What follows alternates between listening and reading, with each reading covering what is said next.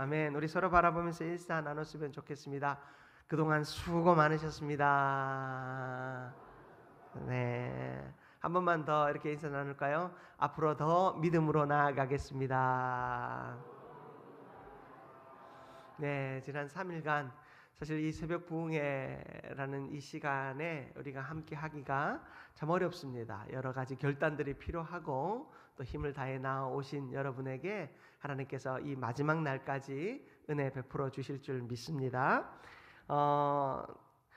오늘은 여호수아 24장 14절에서 15절 말씀을 통해 한 세대의 결단이 다음 세대를 살린다라는 제목으로 함께 은혜 나누겠습니다. 특별히 오늘 이 예배 후에 안수기도 있습니다. 자녀들을 위해서도 또 여러분의 건강과 또 직장과 사업을 위해서도 어떤 기도 제목으로도 좋습니다. 네, 기도 받기를 원하시는 분들은 우리 전도사님께 기도지를 받으셔서 기도 제목을 쓰시고 준비해 주시기 바랍니다. 세대가 이어지지 않는 가장 큰 이유가 무엇이겠습니까? 우리는 흔히 이렇게 말합니다. 이 시대가 달라져서 그렇다. 옛날과 지금은 참 다르다라는 이야기를 합니다. 아이들이 교회를 떠나서 그렇다라고 말합니다. 세상이 너무 강해졌다. 이 세상의 강함이 하나님의 이 진리의 능력을 완전히 정복한 것 같다. 그런 이야기들을 합니다. 그러나 성경은 세대의 단절의 원인을 그런 식으로 설명하지 않습니다. 성경이 말하는 세대의 위기의 핵심은 환경의 변화가 아니라 신앙의 모호함입니다. 누가 참 하나님인지가 분명하지 않을 때, 무엇을 위해 살아야 하는지 분명하지 않을 때, 이 다음 세대는 가장 먼저 길을 잃어버립니다. 여호수아 24장은 이스라엘 역사에서 가장 중요한 순간을 기록하고 있습니다. 정복의 전쟁은 끝났고 지도자는 노쇠했고 백성은 각자의 삶의 자리로 흩어질 준비를 하고 있습니다. 바로 이때 여호수아는 백성을 불러 모아 묻습니다. 너희가 섬길 자를 오늘 택하라. 오늘 이 질문은 다음 세대를 향한 질문이기도 합니다. 우리는 누구를 섬겨야 하고 우리는 누구를 택해야 할 것인가? 가나안 땅 정복의 긴 여정을 마치고 각 지파별로 기업을 다 분배받았습니다. 이제 우리가 들어가야 할 땅과 성읍이 정해졌으니 이제 우리가 그곳에서 살아가면 된다. 땅을 일구고 자식들을 낳고 가정을 세워가면서 살아가면 되겠다. 그들은 안심하였을 것입니다. 이미 모든 결정과 결단은 다 끝났고 이제 누리기만 하면 된다라고 이야기했을 것입니다. 그러나 그들에게 하나님은 다시 한번 그들의 걸음을 멈춰 세우시고 묻습니다. 너희들이 누구를 택하겠느냐? 누구를 섬기겠느냐? 묻는 것입니다. 너희가 섬길 자를 오늘 택하라. 오늘 말씀을 통하여 이 여호수아가 자기 시대만 성공적으로 마무리하려 하지 않고 다음 세대가 무엇을 기준으로 삼아 살아가야 할지를 분명히 가르치는 이 말씀을 통해 우리도 우리의 세대에서 끝나지 않는 영속하는 신앙, 다음이 있는 신앙, 미래가 있는 신앙, 그렇게 지속 가능함이 있는 신앙을 온전히 세우게 되는 우리 모두가 되기를 주님의 이름으로 축복합니다. 첫 번째로 살펴볼 것은 다음 세대의 위기는 선택을 미루는 신앙에서 시작된다라는 것입니다. 선택을 미룬 신앙이 다음 세대들에게 위기가 됩니다. 여호수아는 이렇게 말합니다. 만일 여호와를 섬기는 것이 너희에게 좋지 않거든. 15절을 보십시오. 만일 여호와를 섬기는 것이 너희에게 좋지 않게 보이거든. 여러분, 이 말은 참 충격적입니다. 이미 가나안에 들어왔고 수많은 기적을 경험한 백성에게 여호수아는 여전히 선택의 여지가 있다라고 말합니다. 그러면 이 소설이나 영화만 보더라도 하나님이 이런 기적들을 이렇게 보여주셨으면 이 소설이나 영화, 요즘 장편 드라마나 이런 것들을 봐도 이 성경에 나오는 이 정도의 서사를 하나님께서 보여주셨다면 더 이상 고민할 여지가 없는 겁니다. 영화는 그냥 좋은 결론을 맺으면 끝나는 겁니다. 해피엔딩이죠. 그런데 이 영화가 끝나지 않고 이 드라마가 끝나지 않습니다. 하나님은 여전히 선택의 여지가 있음을 말합니다. 왜입니까? 하나님을 섬긴다라는 고백이 아직 삶의 중심의 선택으로 굳어지지 않았기 때문에 내가 하나님 믿습니다. 내가 하나님 뜻대로 살겠습니다. 여러분, 우리가 3일간의 이 새벽 부흥회를 통해서 하나님, 우리가 다음 세대에게 물려줄 것이 있는 믿음, 그들에게 보여줄 것이 있는 믿음, 그들이 우리를 교과서로 삼고 우리를 바라보면서 우리도 저렇게 살아야 되겠다 결단하는 믿음 내가 보여주겠습니다. 우리가 그렇게 기도했지 않습니까? 그런데 이 입술의 고백이 또 우리의 입술의 그 고백으로 터져나온 이 기도들이 우리의 삶의 중심을 굳어지게 하지 않으면 우리는 언제고 넘어질 수 있다라는 겁니다. 신앙생활을 하면 이 성경이라고 하는 한 책에 비슷한 설교들을 사실은 평생을 듣습니다. 듣다 보면 이거 알지. 여러분, 제가 여러분에게 전하는 말씀 가운데 생소한 거 있습니까? 들어보지 못한 것 있습니까? 신앙생활 어지간히 해보시면 다 비슷합니다. 그러나 이 강단에 선포되어지는 말씀과 우리가 성경 공부를 하고 어떤 훈련들을 해나가는 이 여정 속에서 왜 이것들이 계속해서 반복되어지는가를 알아야 되는 거예요. 한번 제가 말씀드린 적이 있죠. 우리의 신앙도 어떤 한 과정을 수료하면 그 다음부터 좀 안 해도 되면 좋을 것 같아요. 교회도 5년만 출석하시면 천국이 보장됩니다. 그 다음부터는 알아서 하십시오. 여러분, 그런 신앙생활이라면 얼마나 편하겠습니까? 한 5년만 해외여행 안 가고 한 5년만 허리띠 졸라매고 그냥 열심히 신앙생활하면 그 다음 평생은 연금 나오듯이 내 마음대로 내 하고 싶은 대로 살 수 있으면 얼마나 좋겠습니까?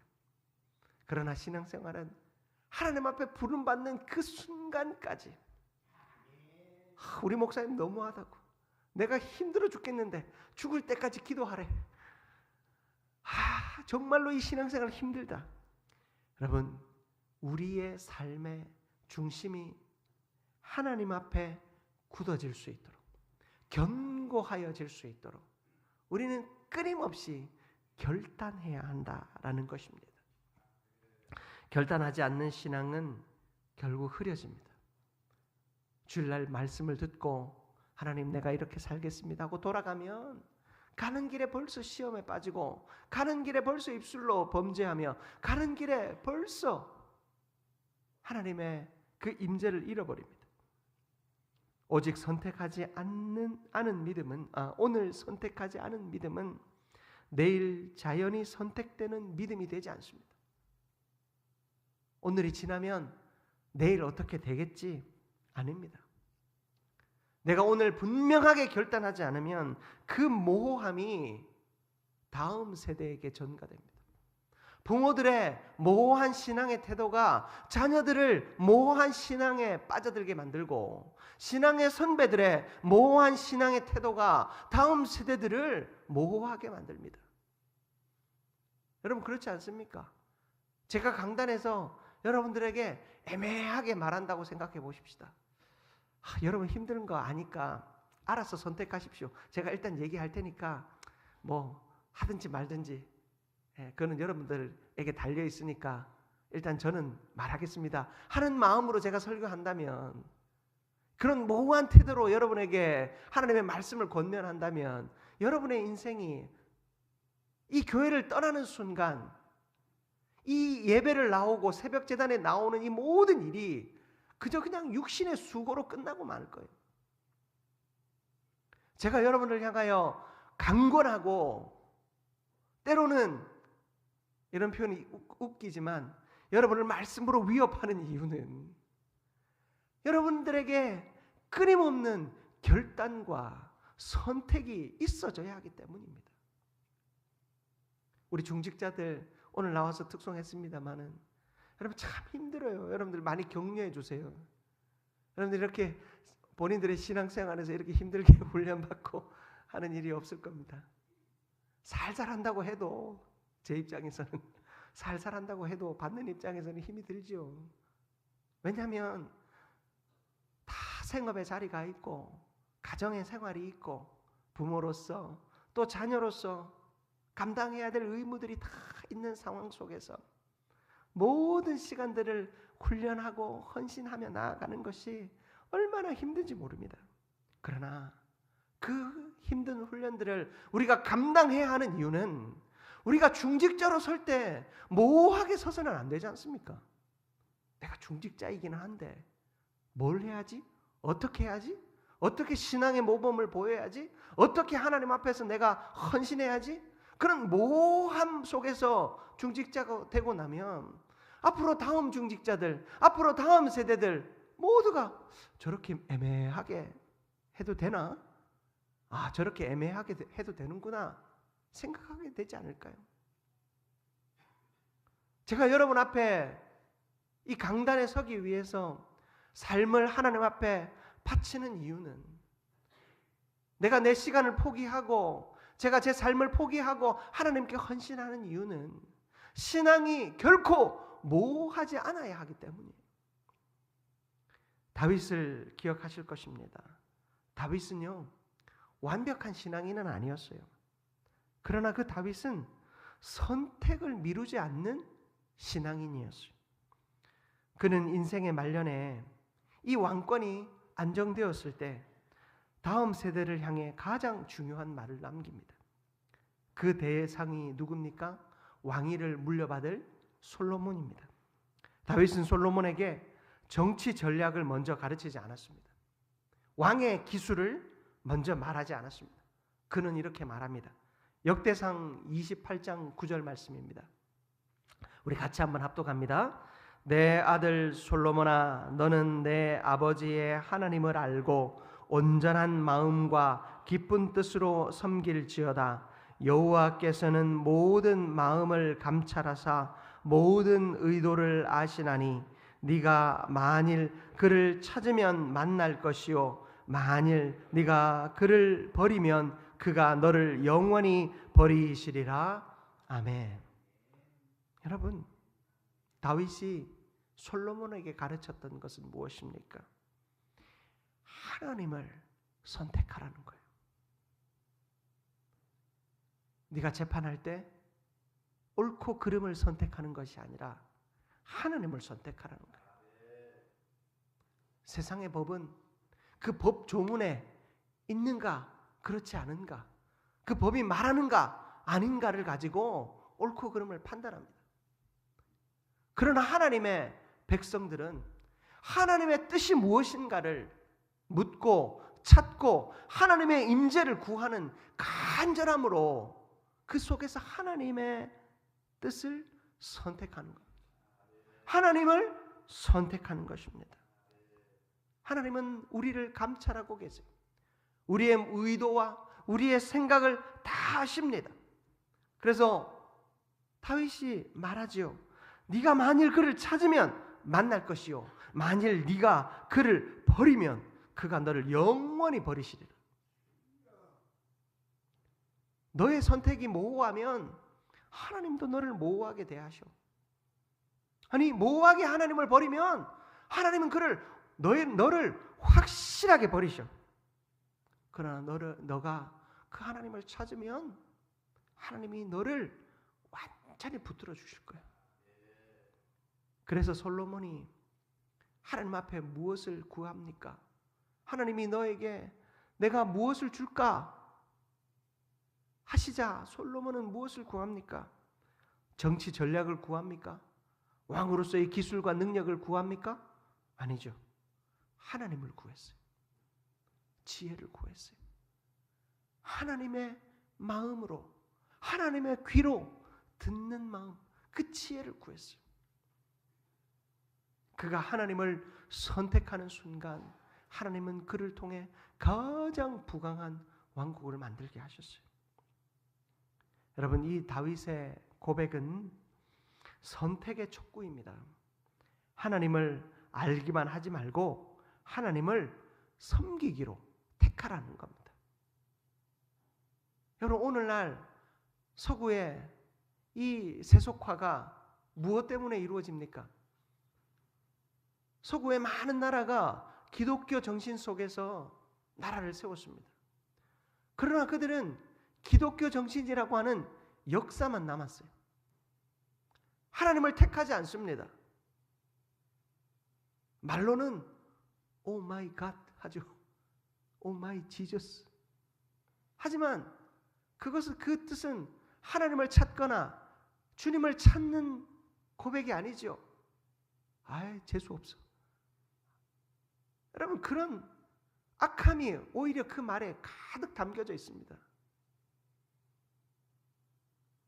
사랑하는 성도 여러분, 우리가 하나님을 온전히 택할 때, 하나님을 섬기기로 온전히 결단할 때 하나님은 우리의 통치자가 되고 주인이 되는 줄 믿습니다.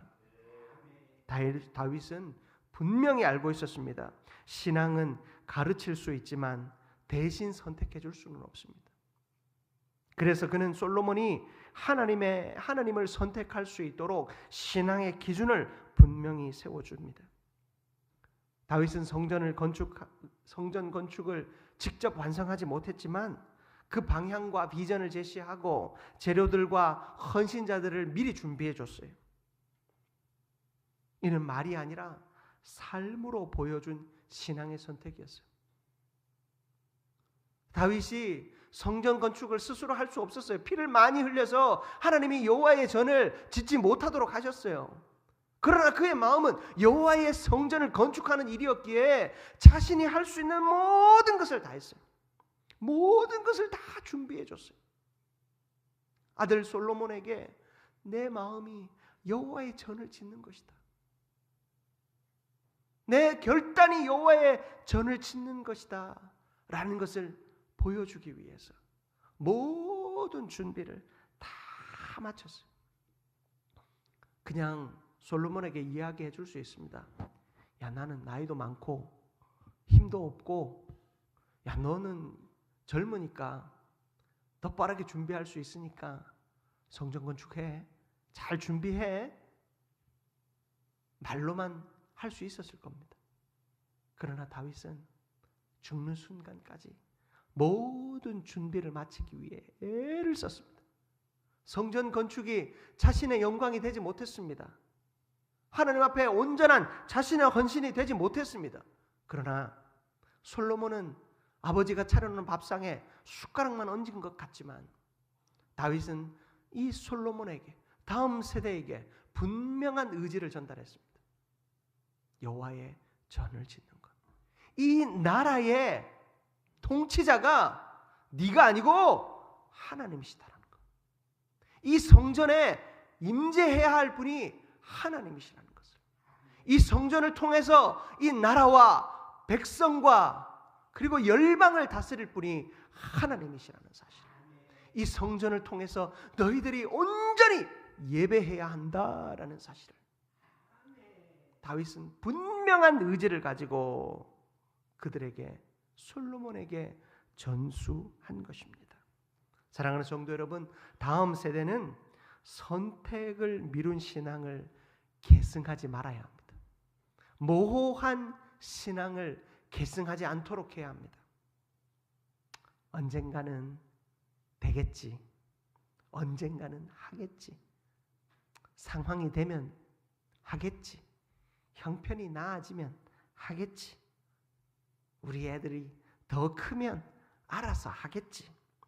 이런 말 속에서 다음 세대들의 신앙은 자라지 않습니다. 아니, 그런 모호한 말 속에서 다음 세대들은 이 신앙의 자리를 떠나버릴 것입니다.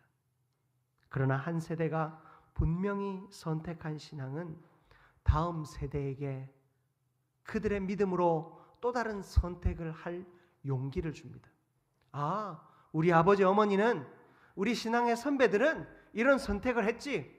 그래, 우리도 선택하자. 여호수아는 외칩니다. 오늘 택하라.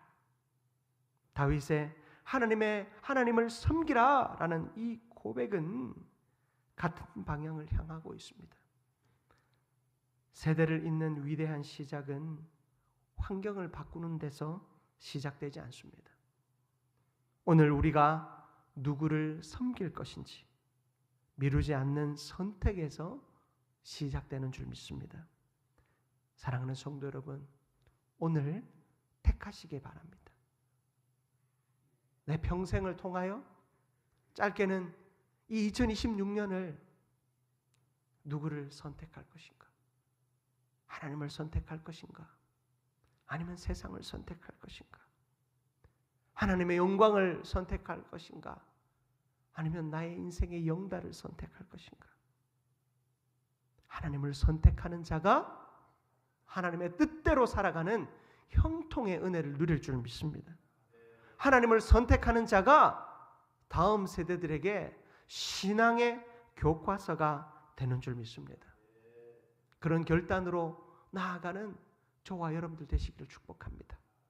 하나만 더 살펴보겠습니다. 나와 내 집이라고 하는 고백은 세대 계승의 최소 단위입니다. 여러분, 우리는 이 사실을 기억해야 합니다. 여호수아의 고백은 이렇게 이어집니다. 오직 나와 내 집은 여호와를 섬기겠노라.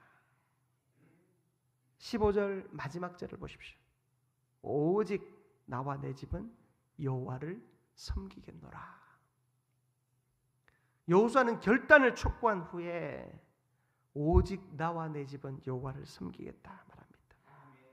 여러분, 여호수아는 민족 전체를 한 번에 바꾸려 하지 않았습니다. 먼저 자기 집을 신앙의 기준점으로 삼았습니다. 여러분, 이 고백은 신앙의 개인주의적인 성향을 말하는 것이 아닙니다. 언약 공동체의 최소 단위가 가정임을 선언하고 있어요. 디모데전서 3장 5절 말씀인데요, 우리 같이 한번 합독해 봅니다. 사람이 자기 집을 다스릴 줄 알지 못하면 어찌 하나님의 교회를 돌보리요. 여러분, 이 디모데전서 3장은 감독과 집사의 자격, 장로와 집사의, 목사와 집사의 자격을 말하고 있습니다. 그런데 우리가 이 중직자로 세워질 때 제일 중요한 기준이 뭐냐면 자기 집을 잘 다스리는가예요. 여러분, 교회는 가정을 대신할 수는 없습니다. 내가 교회를 잘 다스리면 가정도 잘 다스리겠지? 아니죠. 가정이 무너지면 그 가정이 무너진 상태, 그리고 가정이 무너진 곳에서 무너진 그 마음, 여러분, 이것이 교회로 여전히 이어지고 있음을 봅니다. 여러분, 이것은 우리가 경계하는 마음으로, 또 두려운 마음으로 보아야 할 말씀이에요. 그저 사람을 세울 때 가정이 다 예수 믿으면 됐다, 여러분, 그런 이야기가 아니에요. 하나님이 가정을 세우는 자, 자기 집을 다스리지 못하면 교회를 잘 세우지 못한다, 교회를 다스리지 못한다, 교회를 돌보지 못한다 라고 말씀하신 데는 가정이 신앙의 가장 중요한 곳임을 이야기하기 위함입니다. 가정이 우리가 하나님을 섬기고 세대를 계승하는 가장 중요한 단위이기 때문에 말씀하시는 거예요. 우리는 이 가정을 온전히 세워야 합니다. 우리 가정이 하나님 앞에서 온전히 세워질 수 있도록 기도하십시오. 먼저는 부부가 한 마음이 돼야 돼요. 함께 기도해야 돼요. 하나의 방향을 향해 나아가야 돼요. 남편이 아무리 열심히 주의 영광을 위해 살아간다 해도, 부인이 아무리 열심히 주의 영광을 위해 살아간다 해도 한쪽이 자꾸 약하여지면 나머지 한쪽도 약해져요. 우리가 서로 함께 기쁨으로 나아가야 돼요. 부부 중에 불평하면 한 사람만 불평하는 것 같죠? 결국엔 같이 불평해요. 반면에 한 사람이 열심히 주의 영광을 위해 나아가며 한쪽을 배려하고 섬기며 나아가면 더디더라도 점점 위를 향해 나아갑니다. 그러나 한쪽이 포기하기 시작하면 신앙은요 순식간에 무너집니다. 우리 기독교의 특히 우리 합동교단의 예배의 모범을 보면 신앙의 모범을 보면 믿지 않는 사람과 결혼하지 말라 그래요.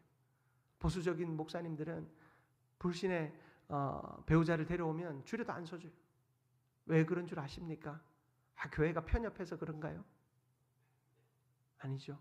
신앙은 자칫 잘못하면 아래쪽으로 쉽게 무너질 수 있기 때문에 가정이 하나 되기 위해서 신앙이 하나 되는 게 정말 중요해요. 그리고 여러분들의 가정의 자녀들의 그 믿음 없음이 여러분들에게 얼마나 큰 기도의 제목이 되는지 압니다. 저도 어린 아이들을 양육하지만 늘 두렵고 떨림으로 이 자녀들을 키웁니다. 항상 하나님께서 인도하실 것을 구하며 키웁니다. 작년에 오후 예배에 제가 전도사 시절에 섬기던 교회 목사님 설교하셨어요. 기억나시는지 모르시겠는데 그 목사님의 둘째가 유명했습니다. 그 교회에 제가 섬길 때는 안수 집사님이었고 지금은 장로님이신데 경찰이에요. 경찰. 그분의 주된 역할이 뭐냐면 그 목사님, 담임 목사님의 둘째 아들이 오토바이 타다가 파출소에 잡혀가면 걔 빼오는 게 그 장로님의 역할이었어요. 참 온 교회가 시험거리였어요. 목사님 둘째 아들이 오토바이 타다가 늘 잡혀오는 거예요. 그런데 목사님이 그 사실 때문에 늘 엎드려서 기도했습니다. 어찌할 수가 없는 거예요. 그 기도 가운데 하나님이 은혜 주셔서 그 둘째 아들이 목사가 됐어요. 목사가. 여러분 우리에게 가정의 어떤 문제와 어려움들은 절망의 이유가 아니라 기도의 제목이고 그 기도를 통해서 하나님이 일하십니다. 내 때에 그 자녀들의 그 완전한 신앙을 보지 못하고 내가 하나님께 부름받을 수도 있어요. 그러나 그들을 하나님이 어떻게 인도하실지 우리는 알 수 없습니다. 한 가지 분명한 것은 그 자녀들을 위해서 기도할 때 하나님이 우리의 신앙을 견고하게 하더라는 거예요. 아무개의 가정은 자녀들이 저렇게 다 잘 나오는데 참 부럽고 우리 가정은 이렇게 자녀들이 믿음이 없는가? 한탄하고 절망하고 질투하고 살아가는 인생을 하나님이 원하지 않습니다. 하나님이 원하시는 것은 그 모든 상황들을 기도의 제목으로 삼고 하나님을 택하라는 거예요. 처음부터 가정이 완전한 형태를 이루고 있으면 참 좋지요. 그러나 어떤 상황 속에서 어그러짐이 있고 깨어짐이 있다 할지라도 여러분 그것을 그저 그냥 받아들이는 것으로 끝나지 말고 그 상황을 하나님 앞에 엎드려 간절한 기도의 제목으로 삼아야 합니다. 그런 자들이 교회를 돌아볼 수 있어요. 그런 분들이 교회에 약한 분들을 안아줄 수 있어요. 다 잘되고 좋은 사람들이 애를 쓰지만 이해하지 못하는 부분들이 있어요. 오히려 그들의 믿음이 약해지면 정죄하는 자로 전락합니다. 자식을 왜 저렇게 키우지? 정죄하는 자들로 전락할 수 있어요. 사랑하는 성도 여러분, 우리 가정에 믿음의 조각이 잃어버린 채 서 있다면, 사랑하는 성도 여러분, 그 잃어버린 조각을 찾기 위해 간절히 기도하는 저와 여러분들이 되시기를 축복합니다.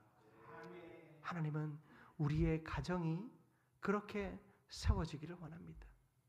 여호수아는 제일 먼저 자신의 집이 여호와를 선택하겠다 결단했습니다. 우리도 우리의 집이, 우리의 가정이 여호와를 선택하겠다 결단하시기 바랍니다. 그리고 그 결단 속에서 주의 영광을 위해 나아가는 우리 모두가 되시기를 바랍니다. 말씀 마무리하겠습니다. 세대를 잇는 위대한 교회, 세대를 잇는 위대한 가정, 여러분, 이것은 다음 세대를 어떻게든 붙잡아 놓는 교회, 어떻게든 이 예배에 끌어다 놓는 교회, 혹은 어떻게든 이 예배에 자식들을 끌어다 놓는 그런 가정, 그저 단순히 그들을 묶어다가 앉혀놓는 것이 이 세대를 잇는 교회가 아닙니다. 다음 세대가 스스로의 믿음을 고백하고 선택할 수 있도록 분명한 신앙의 기준이 되어주는 기성세대들이 있는 교회, 그 결단을 다음 세대에게 미루지 않고 지금 이 순간 결단하는 저와 여러분들이 우리 다음 세대들을 건강하게 세우는 줄 믿습니다. 우리 한민교회는 오늘만 사는 교회가 아닙니다. 올해만 사는 교회가 아닙니다. 우리 한민교회의 60년은 앞으로의 60년, 600년, 아니 주님 오시는 그날까지 영속해야 할 사명입니다. 오늘 결단하십시다. 선택을 미루지 마십시다. 여호와 하나님을 선택하며 우리의 가정에서부터, 나의 삶의 자리에서부터 선택하십시다. 그런 결단이 온전히 우리를 바르게 세우고 올 한 해를 하나님의 놀라운 믿음 안에 거하게 할 것입니다. 세대를 잇는 위대한 시작을 아름답게 출발하는 저와 여러분들 되시기를 주님의 이름으로 축복합니다.